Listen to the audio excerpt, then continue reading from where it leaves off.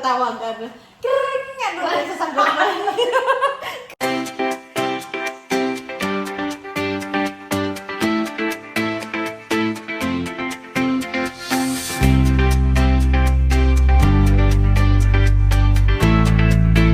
Good morning! It's me again, Inday. Welcome to Iloilo. Yun, nangat mga kainet, umuwi nga kami dito sa sa Iloilo City, sa Mulo mga kainday.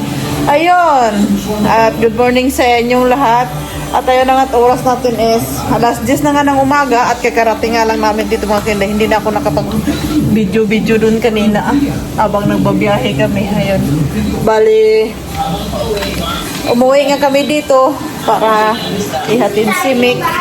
Ayun, at bibisitahin din yung bahay dito mga kinday. Kasi nga walang tao dito. Kawawa naman, nakakamiss din naman yung bahay. Mahal no? Mahal no? Nakakamiss din no?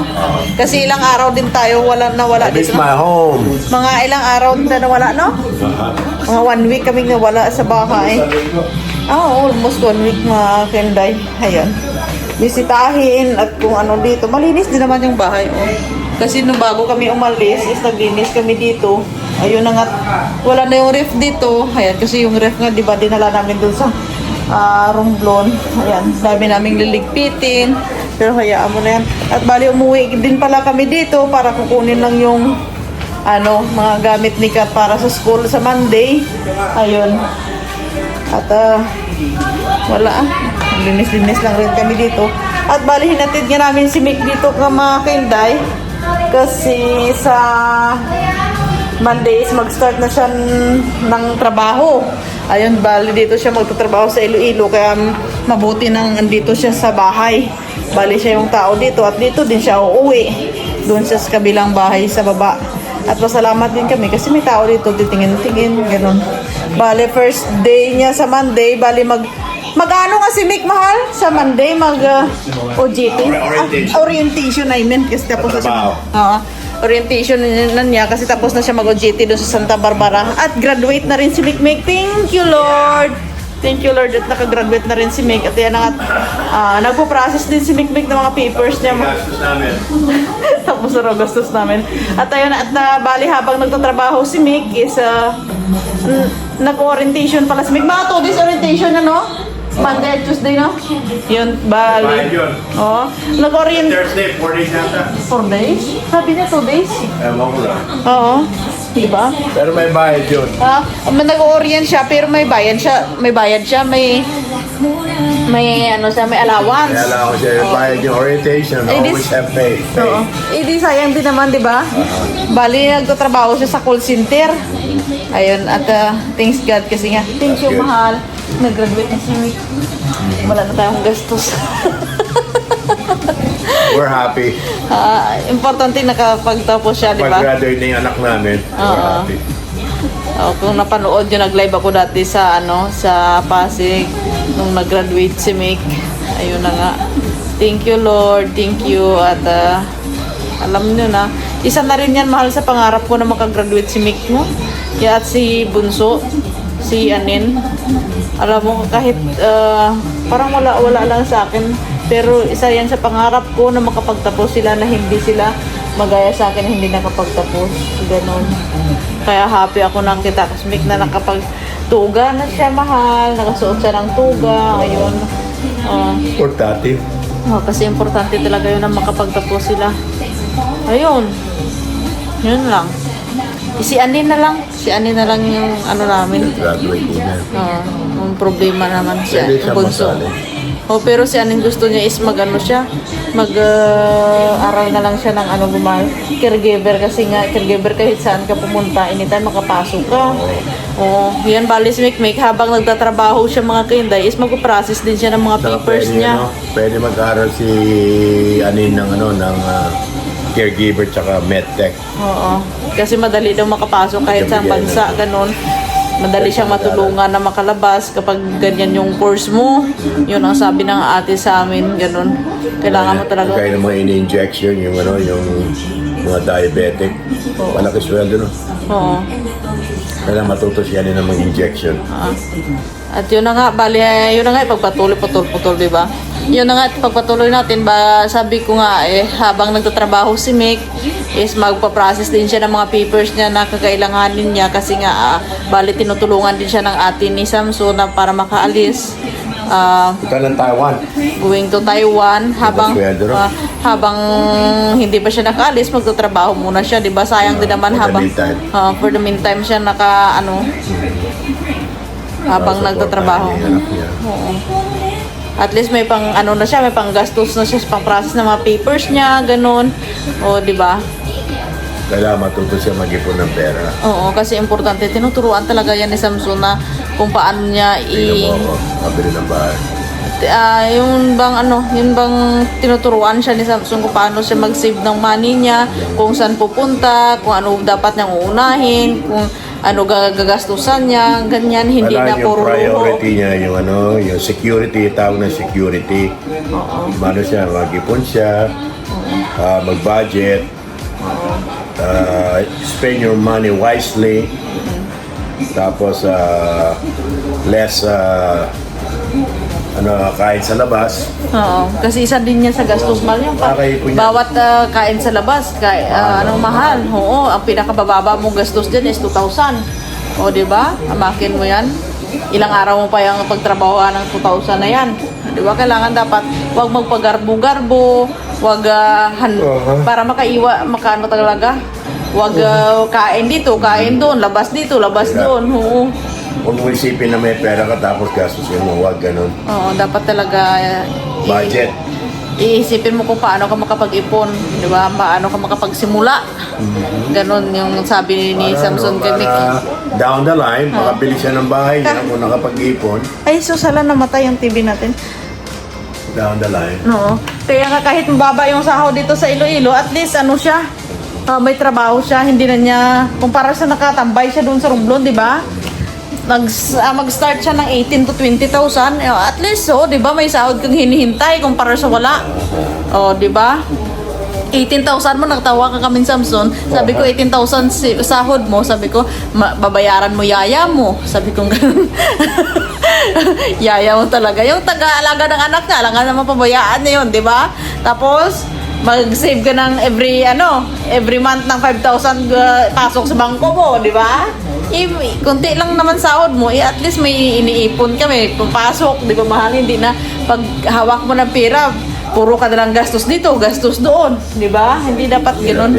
O kailangan paano, mo yung pera mo, kung paano mo ano ba tawag doon? Gastusin. Paano mo, ano ba tawag doon, yung lalabas na sana din ako, pero hindi ko mabigkas. Bleh! Pag may pera ka, gastusin mo ng wisely. Wisely. Oo. At ayun na nga. Yun na nga, kaya sumama siya dito sa amin. Oo. At yun na nga, bali, dinala namin si Sansan dito, yung anak niya, para kahit ngayon is makasama niya lang, di ba? Doon sila sa baba, ayun, at bali. Bumili na rin kami, dumaan kami kanina mga kainday doon sa sa Babuyan, at bumili kami ng pang-ulam naming tanghalian, pang-adobo na may patatas, ayun lang. At bibisitahin natin maya si Mick doon sa baba. Kung ano ginagawa niya. Doon sa baba, mahal. Kay Kat? Oo, okay. Ayan, tingnan mo. Yan ang gagawin ko ngayon. Umuwi ako para magtupi. Ayan, nilaban ko yan nung last week. Hindi naman as in madumi yung bahay namin. Ayan. At least okay na. Diba? Bisitahin natin si Miko, ano ginagawa niya. Kasi siya pa yung nagluluto doon sa kusina. Kung nagsimula na ba siya sa lilinis ng kanyang kwarto. Ito pagkasarado to ng pintuan to, sayang ang earphone.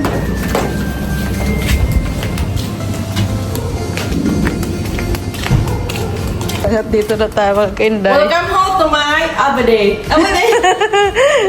Dito ang bahay, Diba? Wala pang kalinis-linisan. Mga takip ng sasakyan andyan. Mga yangkat-yangkat na may nabit-bit ngayon. Ayan. Mamuhay ako dito. Mamuhay kang mag-isa. Ayun, bali ginawa na rin grahe kasi yung motor nandito na. Ayun, by the way mga kinday, kumpleto naman to. May lababo naman siya. Ano na lang kulang yung gasol. Ayun. May cellphone ni ni Daddy. Ito sa bag ko. Then, Sa bag ko sa kusina. Ayan, oh. Electric pa naman, kumpleto naman yan. Ano to? Oh, may pintuan naman yan dito. Oo, ayan, oh. May higaan naman yan dito. Kulang na lang yung foam. May foam naman yun doon.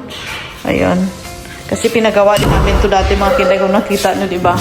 Ayan, ito din naman. Mayroon din dito sa kabila. Pero wala pa yung mga laman-laman. Oh.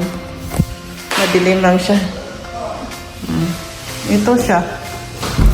Eh, wala namang tao dito. Eh, dito na muna si Mick. Pero kung gusto ni Mick, ayan, naglilinis siya ng CR. Siya lang naman gagamit yan. Pero kung gusto mo, Mick, maghanap ka ng ka-board meet mo, Mick. Maghanap ka ng ka-board meet mo, di ba? At least may kasama ka dito. Di ba? Maganda pa naman yung bahay na yan dito. Yung. Itong pintuan na to, tinanggal yan doon mga kinday sa pintuan sa labas. Sa labas, sa loob. Kasi inaano yan, pininturahan ng bago. At least kapag andun kami sa Romblon, hindi may tao dito sa bahay. At bali, hindi naman siya problema kasi nga gabi naman yata yung ano niya, yung duty niya. Sabi ko kapag araw, kahit hindi ka na magluto kasi dyan sa labasan may pagkain naman dyan. Pwede kang bumili tayong binti-binting ulam, ganun. At least bigas na lang kung problemahin mo. Kasi lahat naman dito, meron naman dito. Hindi na siya problema.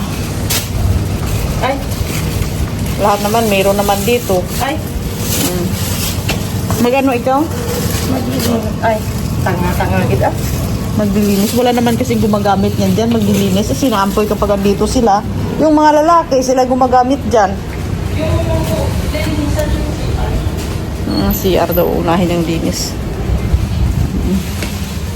Tapos lagyan mo ng kakakortina. Ang ano? Di ano tako na yun. At titam mo ay. Kahit i-uplock ko lang yung phone, okay na. Dito may kasurugan ng dan. Dito pwede na pwede. Totoo ang point ha. Doon sa totoo ang boys kabila eh. May saksaka. Oo. Tapos ano mo lang, lagyan mo ng kurtina ng bintana ah. May panglagay man dito. Tapos may ilaw naman yan dito. Lagyan ng kurtina. Tawag pa, bahala ka na dyan. Ang importante ikaw. Ano sabi ng kuya mo? Bawal ang lalaki sa bahay.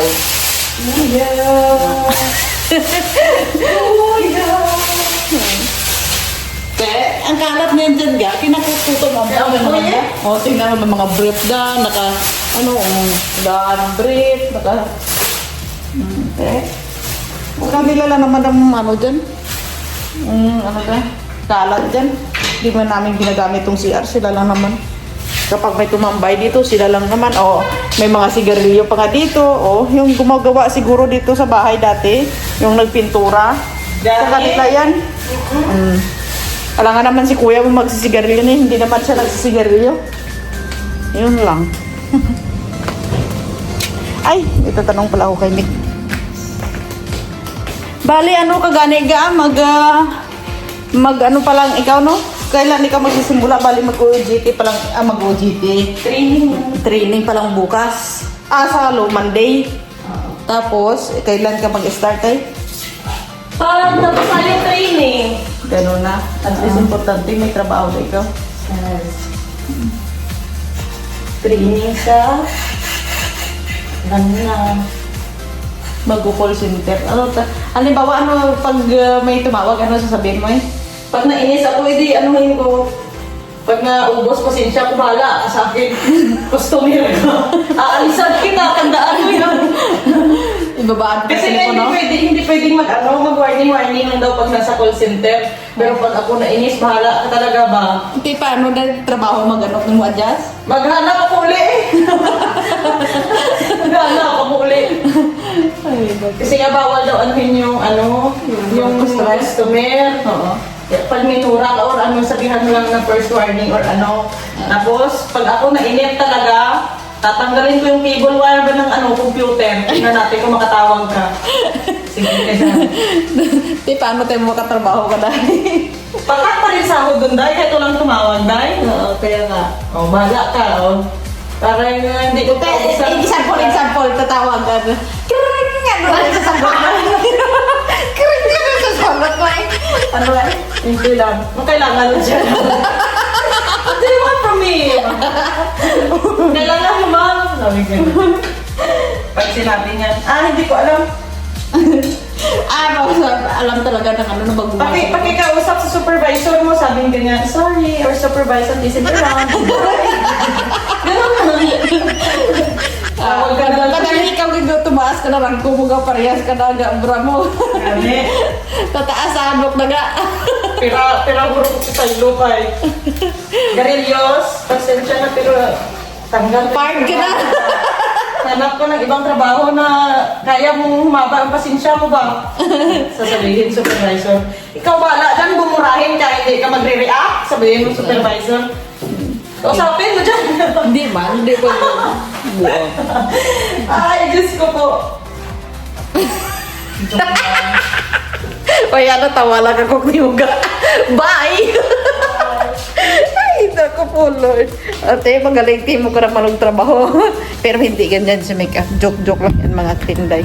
Magaling yan. Magaling yan, kita ko as in na magaling. Bisitahin na naman natin dito sa Ampoy kung ano na naman ginagawa niya sa buhay niya. Oo, baka mo nang niluluto niya, Ampoy.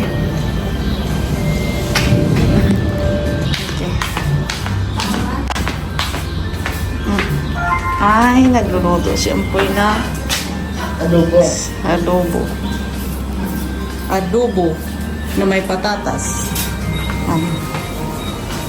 May sinaing na ano dito na? May itlog pa diya. Ano dyan? Itlog? Adobo, pork with egg. Okay. First na bata. Pag dito sa Ampoy, si Ampoy talaga nag-ano dyan. Kumikilo sa kusina. Halian na kami, ay ulam namin, ayan, luto ng Ampoy. Dito namin nilagay para wala ng problema. Si Tita nyo, may kakaanohin nyo? Narinig niyo, tawagin niyo na. Kasama namin mga bata, kaya dyan na kami kakain. Lagyan mo na kay Yamik. Doon sa upuan. Ay, Yate Mik na yun. Mek, kain na, Mek! Ayusin mo ka Batangas, ano? Sarap ng ulam. With soft drinks. Iba! Ano? Iba! Igma. Iba! Igma na daw. Basta marami kami, ganyan kami. Kain na! Kain na, kain! Definitely admired for their looks. When Lily and Rose step in, their radiant beauty truly captivates the entire room, shining like bright lights that no one can ignore. Oh, wow. You both look stunning. Dance with the prince. Everyone recognizes the beauty of Lily and Rose, except for two people, Lucy and Eva.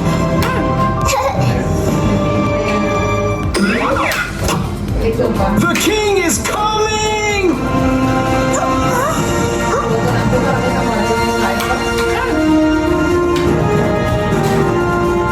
Finally, the main characters of the party appeared.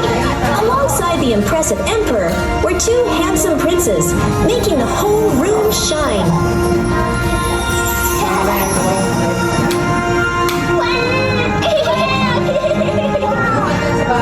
It's prom time! Everyone come dance with the two princes! The party was now truly starting. Princess Simon and Mike stepped down, ready to choose beautiful dance partners. Lily and Rose were about to step up, but unfortunately, Lucy and Eva jumped in ahead of them. Dance with me? Dance with me? Without waiting for the princess to decline, Lucy and Eva rushed forward without hesitation. But it was clear that Eva was not a graceful dancer.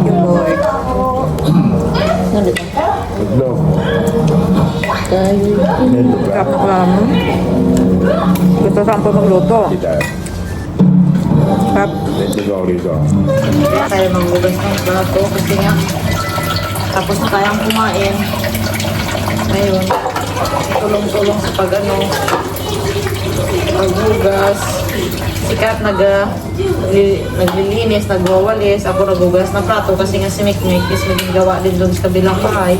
Tulong-tulong lang ba para hindi mabigat sa isang tao yung gawaing bahay. Ganon kami ni Samsung mga tinday ba. Halimbawa kapag ako nagluluto, tapos siya is siya yung maghugas.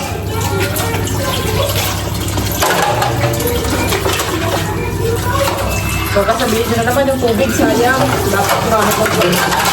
Hindi man kami nagbabayad ng ng tubig dito. Dito ko yan nilalagay. Pinapatulog ko muna yung mga plato. Bago ilagay dun sa lalagyan.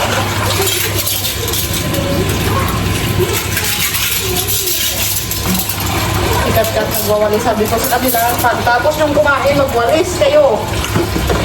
Di ba? Maglinis. Tinuturuan ko ng gawaing bahay para na, hindi naman para sa akin, yan para naman yan sa kanila pagturas na lumaki sila. May alam. Kahit saan ang kayo itapon, at least may alam tayong gawaing bahay. Ang hirap ngayon kasi mga bata, puro na ng cellphone, walang alam. Puro. Ako po, pag-gising sa umaga, cellphone. Tambay, mag-cellphone, hintay ng kain. Ay, ako po. Kami nung mga maliliit pa kasi, naku po, pag-gising sa umaga, sabihin ng mga, ay, bango na kayo dyan, anong kayo mong mayayaman, maghugas, na kayo na magwalis, mag-saing. Pero ngayon, mga bata, naku po, kung hindi mo utosan, hindi gagalaw, puro na lang cellphone.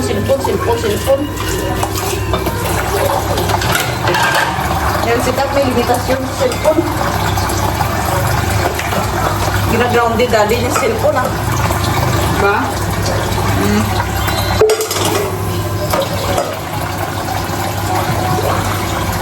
Wala siyang cellphone, wala siyang magawa.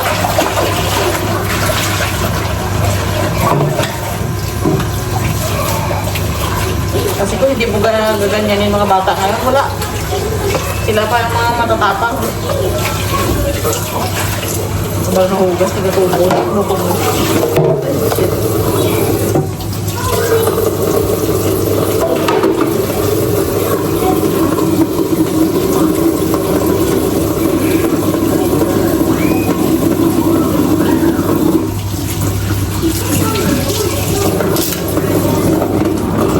Kaya ako maglilinis-linis ako dito sa pamamahay para oras na kapag umalis kami bago maiwan yung bahay is maganda din siya, malinis na para pag uwi mo wala ka na rin gagawin, diba?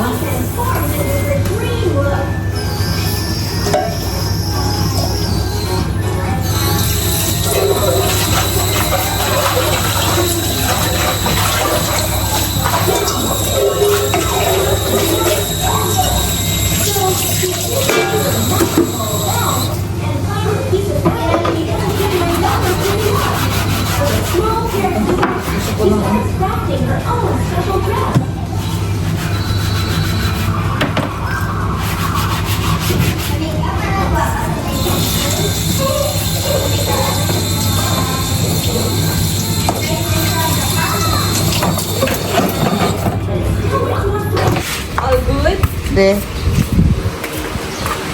Good naman siya ga. Malinis naman. Oo, malinis na siya. Bahay na kulang na lang mantil ga. Mantil. Kusina is okay. Ano naman siya ga? Ayun no, kurtina na lang sa kwarto mo kulang. Tapos gasol mo din mamaya paano mo katutok mampoy. O, di ba? Mabuhay kang mag-isa. Di ba? Tawhay daw. Oo. Dito tayo sa kabila. Oh. Okay na siya, di ba? Home na lang kulang. CR. May brief pa rin nakasabit. Oh, at least malinis na siya, di ba? Komportable ka na dito kung pares mag-board ka pa, magbayad ka pa ng 2,000 a month. Di ba? Oh, dito pagtiisan mo lang to, maganda na to. makapagpahinga ka talaga ng maayos pag uuwi mo galing sa trabaho.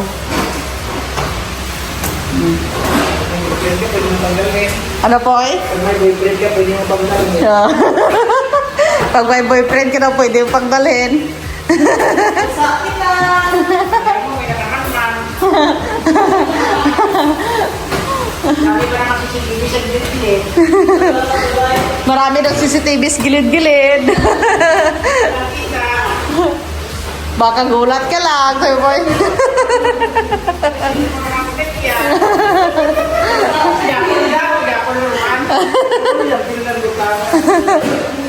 Para makalusot ako ba? To, sarap ni Nana. May CCTV man to ga.